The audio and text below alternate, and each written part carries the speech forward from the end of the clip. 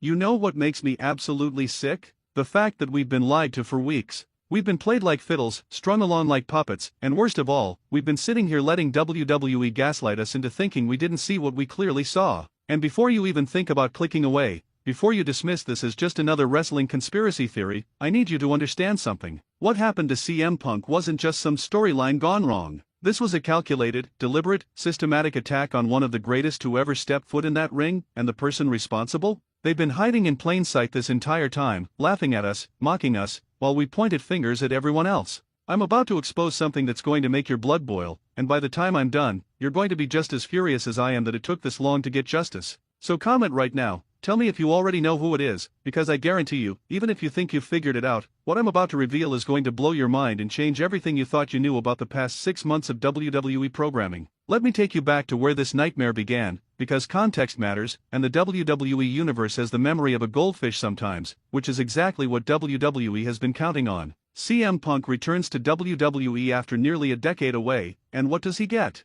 Respect? Honor? A hero's welcome? No, he gets targeted. Week after week, month after month, someone has been coming after Punk with a vendetta so intense, so personal, that it went beyond kayfabe, beyond storylines, beyond anything we've seen in modern wrestling. And here's what really grinds my gears about this whole situation. Every single week, we watched Punk get ambushed, attacked from behind, left laying in parking lots, blindsided backstage, and what did WWE do? They gave us breadcrumbs, little hints, false leads. They threw suspect after suspect at us, knowing full well who the real culprit was, letting us argue with each other on social media, letting us create conspiracy boards like we're trying to solve an actual crime, when they had the answer the whole time. Think about the first attack. Punk is walking to his car after Raw, minding his own business, and boom, he's laid out cold. Security footage is conveniently corrupted. No witnesses. Nothing. Then it happens again. And again. Each time more vicious than the last. And what's WWE's response? Adam Pearce comes out looking concerned, Triple H tweets something cryptic about investigating, and we're supposed to just accept that? We're supposed to believe that a billion-dollar company with cameras in every corner of their arenas, with security tighter than Fort Knox, somehow can't figure out who's systematically dismantling one of their biggest stars? Give me a break. This wasn't incompetence. This was complicity. They knew, and they let it continue because the mystery was making them money, keeping us engaged, driving up those YouTube views every time Punk got attacked. They commodified his suffering, and we ate it up. But here's where it gets really interesting, where the layers of this conspiracy start peeling back like a rotten onion. Every suspect they threw at us made sense on paper. Drew McIntyre? He had history with Punk, had the motivation, had the intensity. For weeks, we were convinced it was the Scottish Warrior, and WWE did everything to make us believe it. They had Drew cutting promos about how Punk didn't deserve to be back, how he was taking opportunities from people who never left. The circumstantial evidence was there. But it wasn't him. Then they pivoted to Seth Rollins, the man who once called Punk a cancer, who had very public issues with him before. Seth was cutting promos about how Punk was poison, how he was going to destroy everything he touched. Again, it made sense. The pieces fit. But again, wrong answer. WWE was playing 3-card Monty with us, and we kept picking the wrong card because they were dealing from a rigged deck. What about MJF?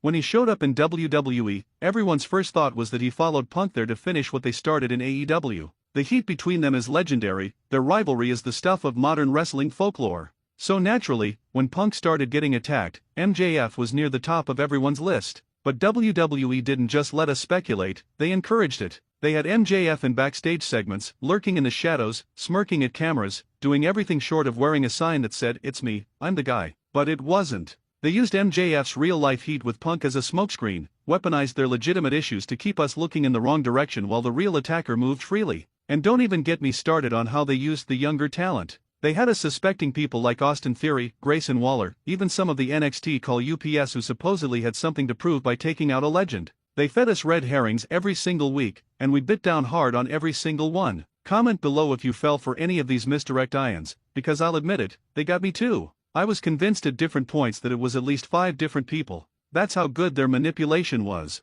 They understood psychology, they understood how wrestling fans think, and they exploited it masterfully. Now let's talk about what really happened, the moment of truth that finally came to light. After months of attacks, after countless false accusations, after the WWE Universe tore itself apart arguing about who could possibly hate CM Punk enough to do this, we finally got our answer. And when I tell you this, when I reveal the identity, I need you to understand that this wasn't just about wrestling. This was about betrayal on a level so profound that it shakes the very foundation of trust in professional wrestling. The person who attacked CM Punk, who orchestrated this months-long campaign of violence, who looked him in the eye week after week while planning the next assault, was someone Punk trusted, someone he vouched for, someone he helped bring into the company. It was Justin. Not some random Justin, not a jobber or enhancement talent we'd never heard of. I'm talking about someone in Punk's inner circle, someone who had access to his schedule, his routines, who knew exactly when he'd be vulnerable. And before you say I'm making this up, before you accuse me of clickbait, the evidence is overwhelming and undeniable.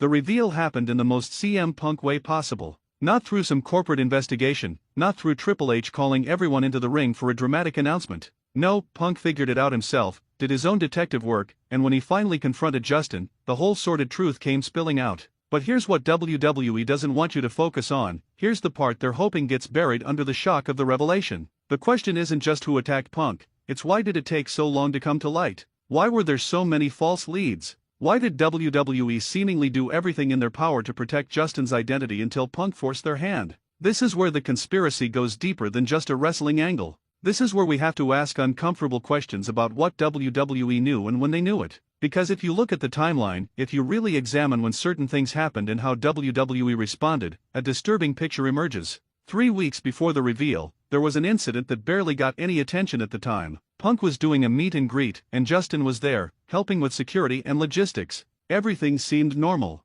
But if you go back and watch the fan footage, and yes, I've watched every second of available footage like the obsessed wrestling fan that I am, you can see something in Justin's body language. There's a tension there, a barely concealed hostility that's obvious once you know what you're looking for. Punk is smiling, shaking hands, being the consummate professional, and Justin is in the background, and his expression is stone cold. No smile, no warmth, just this intense stare that should have set off alarm bells for everyone around them. Then there's the matter of the evidence that suddenly went missing. Remember when I mentioned earlier that security footage kept getting corrupted or deleted? Well, funny thing about that. Every single time footage went missing, Justin was working security for that particular show or event. Every single time. Now WWE wants us to believe that's coincidence? That it's just random chance that the one person who had the means, motive, and opportunity to delete evidence just happened to be on duty whenever something incriminating might have been caught on camera? Come on. We're wrestling fans, not idiots. We can connect dots. The pattern is so obvious that Stevie Wonder could see it. Let me break down the actual confrontation because this is where things get absolutely nuclear. Punk had been doing his own investigation for weeks at this point. He realized that WWE either couldn't or wouldn't help him, so he took matters into his own hands. Very on brand for CM Punk, right? The man who's never trusted authority, who's always believed in direct action. He started noticing the patterns I mentioned, started paying attention to who was where when things went wrong, and slowly, inevitably, all roads led back to Justin. So Punk set a trap. He let it leak through select people that he'd be alone in the parking garage after a particular show, made sure Justin would hear about it, and then he waited. And Justin took the bait. Of course he did. This whole time, Justin had been operating under the assumption that he was smarter than everyone, that his position gave him perfect cover, that nobody would suspect the guy who was supposed to be watching Punk's back. The arrogance of it all is staggering when you really think about it. So Justin shows up in that parking garage, and instead of finding Punk alone and vulnerable, he finds Punk waiting for him, flanked by cameras that WWE couldn't ignore or delete, with witnesses that couldn't be intimidated or paid off. The look on Justin's face when he realized he'd been caught, when he understood that his carefully constructed cover was blown, that moment alone was worth the months of frustration. But what Justin said next, that's what really matters. Because he didn't just confess to the attacks, he explained why. And this is where the story transcends typical wrestling drama and becomes something much more personal and painful. Justin had been with WWE for years before Punk returned, working his way up through the ranks, doing the grunt work, paying his dues. He idolized Punk during his first run, watched every match, studied every promo. When Punk left WWE in 2014, Justin was devastated. He felt abandoned, like his hero had quit on him and everyone else. And when Punk went to AEW, that feeling of betrayal intensified. In Justin's mind, Punk chose the competition over WWE, over the fans, over people like him who looked up to him. So when Punk came back to WWE, Justin saw it as the ultimate act of hypocrisy. Here was a guy who spent years trashing WWE, who made a career out of being anti-establishment, who left and never looked back, suddenly returning for presumably a big paycheck and the spotlight he claimed he didn't want anymore. Justin couldn't handle it. The cognitive dissonance broke something in him. And instead of just being a hater online like most people, instead of just booing Punk or turning the channel, Justin decided to make Punk pay for what he perceived as betrayal. Every attack was punishment for coming back, for proving that all the high-minded principles Punk espoused were negotiable, for showing that everyone has a price. Now I know what some of you are thinking. You're thinking this sounds like a wrestling angle, like worked shoot material designed to blur the lines between reality and kayfabe. And you know what? You might be right to be skeptical. That's what WWE has conditioned us to do, to never fully trust what we're seeing, to always wonder what's real and what's scripted. But here's the thing. The emotion in that parking garage confrontation, the raw pain in Justin's voice when he was explaining his motivations, the genuine shock and hurt on Punk's face when he realized someone he trusted had been systematically trying to injure him, that's not something you can fake. That's not something even the best actors in WWE can manufacture. That was real human emotion, real betrayal, real consequences. And Punk's response?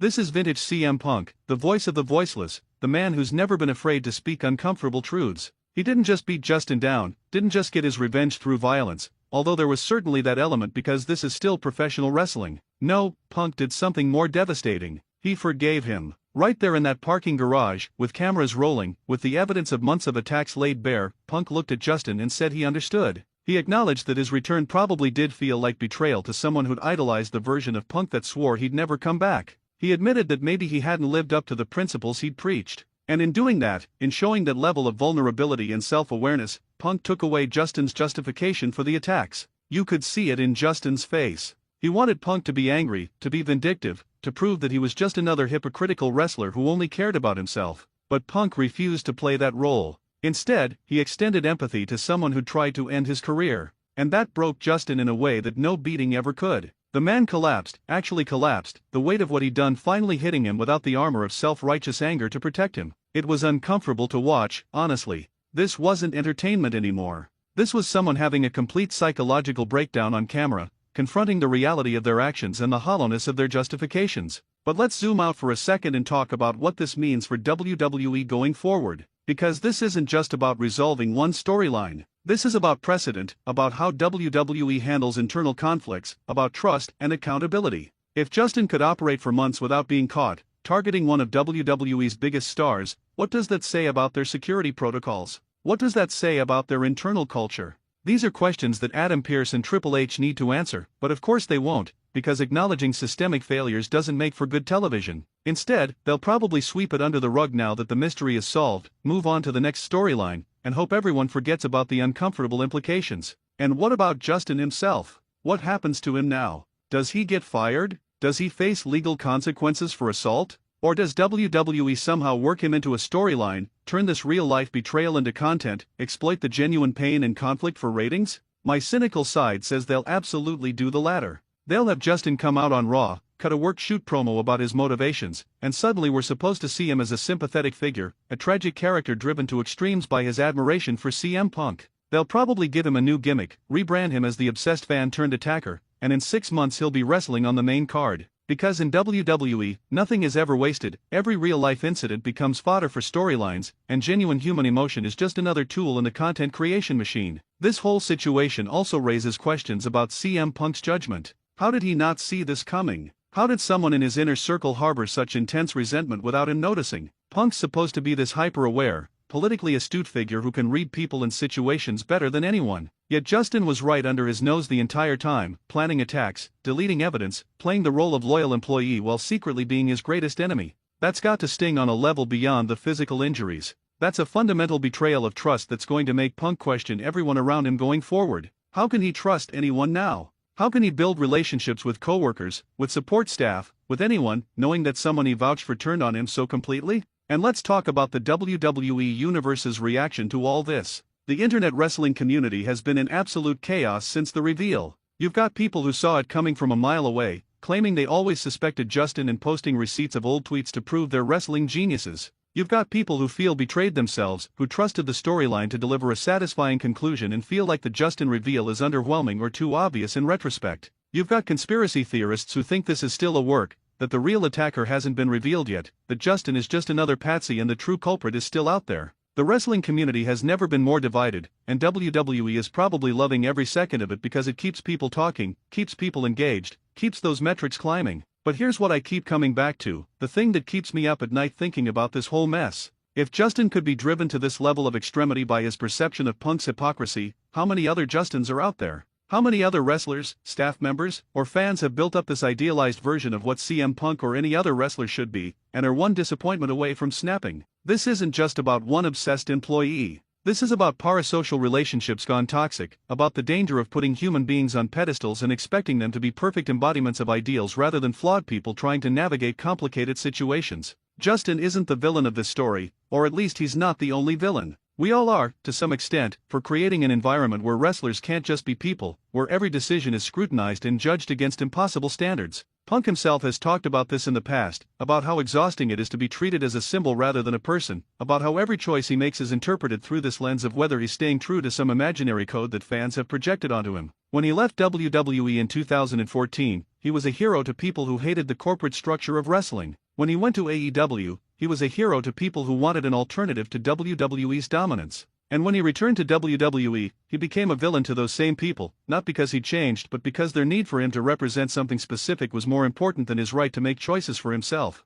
Justin was just the most extreme example of this phenomenon, willing to actually hurt Punk rather than just complain about him online. So where does this leave us? CM Punk finally has justice, finally knows who's been targeting him, finally has the satisfaction of confronting his attacker. But is anything actually resolved? Does knowing Justin's identity and motivations make the months of attacks hurt any less? Does understanding that it came from a place of twisted admiration rather than pure hatred make it better? I don't think so. If anything, it makes it worse, because at least with a straightforward enemy you know where you stand. But with Justin, Punk has to grapple with the fact that he inspired someone so profoundly that when he failed to live up to that inspiration, the resulting disappointment curdled into violence. That's a heavy burden to carry, knowing that your actions and choices don't just affect you but reverberate through the lives of everyone who's ever looked up to you. And what about the precedent this sets for other wrestlers? If you're someone like Cody Rhodes or Seth Rollins or anyone else with a complicated history with WWE, do you now have to worry that someone on staff is harboring resentment over your past decisions? Do you have to second-guess every friendly face backstage, wondering if they're secretly judging you for not living up to whatever impossible standard they've set? Wrestling is already a paranoid business, already filled with backstabbing and politics and people looking for any advantage. This Justin situation just adds another layer of anxiety to an already stressful environment. How do you build trust when the person you trust most might be the one planning to hurt you? The really messed up part is that WWE is going to profit from all of this. They're going to sell tickets to the inevitable Punk versus Justin match. They're going to make t-shirts. They're going to produce a documentary about the whole saga, probably narrated by Punk himself, turning this traumatic experience into content. And we're going to consume it all because we're wrestling fans and that's what we do. We consume, we comment, we critique, and we come back for more. WWE knows this. They've built a billion-dollar empire on our inability to look away, even when what we're watching makes us uncomfortable. The Justin storyline is just the latest example of WWE turning real-life pain into entertainment, and we're all complicit because we keep watching. But I want to end on a different note, something that's been bothering me throughout this entire saga. CM Punk has always positioned himself as different from other wrestlers, as someone who sees through the illusion,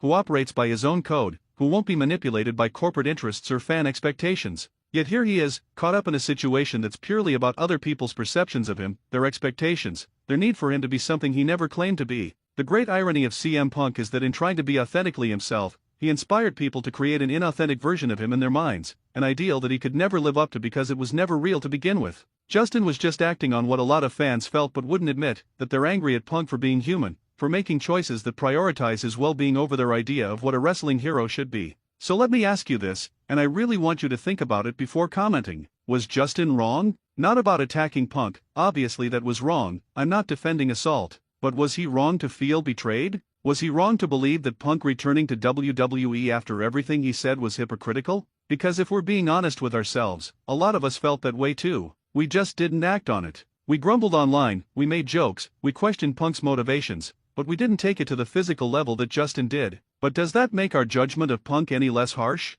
Does that make our disappointment any less real? Or are we all just Justins who lack the courage or desperation to actually do something about our feelings? This is what wrestling does to us. It blurs lines between reality and fiction so thoroughly that we start treating fictional betrayals as if they're personal attacks. We invest so much emotion in these characters and storylines that when they don't go the way we want, when wrestlers make choices we disagree with, we take it personally. CM Punk returning to WWE wasn't something that happened to us, yet we act like it was. Justin took that to an extreme, but he's not fundamentally different from the fans who send death threats to wrestlers on Twitter, who harass their families, who show up at their houses. We've created a culture where wrestlers aren't allowed to be human beings with agency and complicated motivations. They're supposed to be action figures that we control, and when they step outside that role, we punish them. WWE could use this moment to address that culture, to have a real conversation about parasocial relationships and the dangerous expectations we place on performers. But they won't, because that's not what they do. They'll turn this into an angle, make money off it, and move on to the next controversy. And we'll let them, because wrestling fans have short memories and even shorter attention spans. Give it a month, maybe two, and the Justin situation will be old news, replaced by whatever fresh drama WWE manufactures for our consumption. Punk will move on to his next feud, Justin will either disappear or get repackaged, and life in WWE will continue as if none of this ever happened. But it did happen. A man felt so betrayed by his hero that he spent months attacking him, risking his career and freedom, because the cognitive dissonance of seeing Punk return to WWE was too much to bear. That's real. That happened. And it happened because we as fans, as observers, as participants in wrestling culture, have created an environment where wrestlers are expected to be more than human, to be symbols and avatars for our beliefs and values, and when they inevitably fail to meet those impossible standards, we turn on them with a viciousness that would shock us if we saw it directed at anyone else. Justin is the natural endpoint of that culture, the inevitable result of treating wrestlers like they owe us something beyond putting on good matches and entertaining shows. So yeah, CM Punk finally got justice from his mystery attacker. He confronted Justin, got his answers, and can presumably move forward with his career knowing who was targeting him and why. But at what cost? What did he lose in the process? His trust in people around him? His belief that he could return to WWE and just be a wrestler without all this baggage? His sense of security? Those things don't come back just because the mystery is solved. The scars remain, both physical and psychological. And for what? So we could have a compelling storyline? So WWE could generate buzz and sell tickets? So fans could argue online about who the attacker was and feel vindicated or disappointed when the reveal finally came? Wrestling is supposed to be escape, entertainment, a way to forget about real-world problems for a few hours a week. But when real-world problems infect wrestling, when genuine human suffering becomes the basis for storylines, when someone like Justin is driven to violence by their emotional investment in a performer, then maybe we need to step back and re-evaluate what we're doing here. Maybe we need to ask ourselves if the entertainment is worth the human cost. Maybe we need to treat wrestlers like people rather than characters, with agency and complexity and the right to make choices we disagree with without facing harassment or violence. Maybe we need to be better. But we won't be. Because this is wrestling, and wrestling is cyclical. The same patterns repeat themselves over and over, with different names and faces but the same underlying dynamics. Someone will rise to the top, fans will idolize them, they'll inevitably disappoint those fans by being human, and the fans will turn on them. It's happened to Hulk Hogan, to Stone Cold, to John Cena, to Roman Reigns, and now to CM Punk. Justin was just the most extreme manifestation of this cycle, but he's not an aberration. He's a preview of what's coming if we don't fundamentally change how we engage with wrestling and wrestlers. The next Justin is already out there, building up resentment, constructing elaborate justifications for why their favorite wrestler deserves punishment for some perceived betrayal. And WWE will let it happen because the drama sells. So here we are at the end of this deep dive into the CM Punk mystery attacker situation. We know who did it, we know why they did it, and we know what happens next. Punk will probably wrestle Justin at some premium live event, get his revenge in the ring, and everyone will move on to the next thing. But the questions raised by this situation won't be answered. The systemic issues it exposed won't be fixed. The toxic culture that enabled it will continue thriving. Because changing those things would require wrestling fans and wrestling companies to do some serious self-examination, and that's not nearly as fun as arguing about who should win the Royal Rumble or whether someone deserves a title push. We'll take the easy route, consume the content, make our comments, and pretend like the uncomfortable truths revealed by the Justin situation don't apply to us because we would never take things that far. But we're all complicit. Every time we demand a wrestler stay true to some ideal we've projected onto them, every time we harass them on social media for making choices we disagree with, every time we treat them like products rather than people, we're contributing to the culture that created Justin. We're building the next betrayal, nurturing the next attack, setting up the next tragedy. And WWE is right there with us, monetizing every second of it, turning human pain into profit. CM Punk got justice, sure. But justice doesn't undo the damage. It doesn't restore what was lost. It doesn't prevent the next time. It's just a temporary satisfaction before the cycle starts over again with someone else.